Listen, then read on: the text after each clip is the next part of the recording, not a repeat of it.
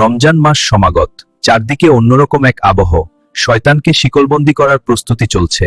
এই সুযোগে গ্রামের দুষ্টু ছেলেমেয়েরা এক ফন্দি আঁটল। তারা রমজান মাস সমাগত, চারদিকে অন্যরকম এক আবহ।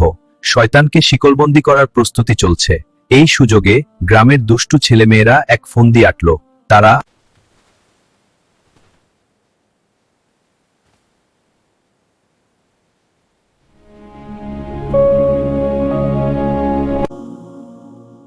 আব্বা, আমি রমজানের সকল রোজা রাখবো এবং তারাবিহ নামাজ আদায় করব। খুব ভালো কথা বাবা, আল্লাহ তোমার এই নেক আমল কবুল করুন।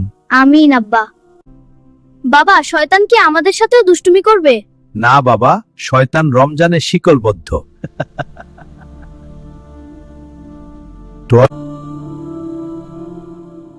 থাকবে, তোমরা শুধু আল্লাহর ইবাদত করো, দেখবে সব ভালো হবে।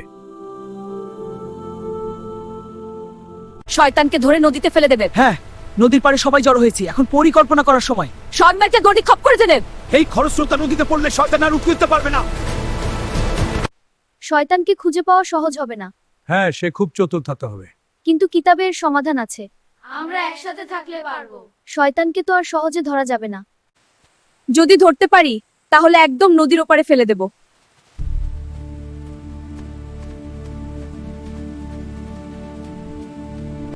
এসো, খতম করার জন্য আমরা একসাথে বসি।